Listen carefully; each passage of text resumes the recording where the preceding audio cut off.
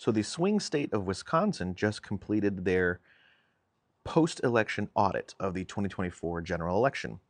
Now, I have been a vocal defender in the integrity of our elections, and I have always said that if and when evidence is presented to the contrary, I would be the first to admit that maybe something was weird. The good news for all of Americans is that I am still waiting. Wisconsin audit of Trump win finds not a single voting machine error. Not a single one. An audit of the November election won by President Donald Trump in swing state Wisconsin found that not a single vote was counted incorrectly, altered, or missed by tabulating machines. The audit also found no evidence that any voting machine or software had been hacked or otherwise tampered with. The Wisconsin Elections Commission released audit's findings last week and is scheduled to discuss them Friday. Trump defeated former Vice President Kamala Harris in Wisconsin by just over 29,000 votes. We can all rest assured that there is no evidence of fraud of any kind. Do mistakes happen? Sure. And where are those mistakes usually found? In human error. Not nefarious deeds, but error.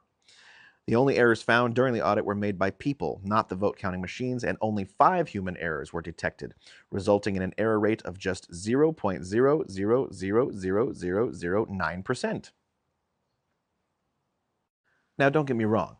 I understand. As someone who voted for Kamala Harris and worked very hard to try to get her elected, I was sick to my stomach on election night. And I know why these various theories have such staying power, because as Americans, as humans, it's easier for us to think that somebody somewhere messed with something as opposed to coming to terms with the fact that racism and misogyny are still so deeply rooted in this country. But we have to stop with the spreading of misinformation and doubt, especially unsubstantiated doubt. There is no evidence to suggest anything other than our elections are free and fair. To suggest otherwise, the only thing you are accomplishing is deterring people from getting out and voting. And voter apathy is a huge reason why we are in the situation we are in today. So remember, however good your intentions may be, the only thing you're actually accomplishing is the right's agenda.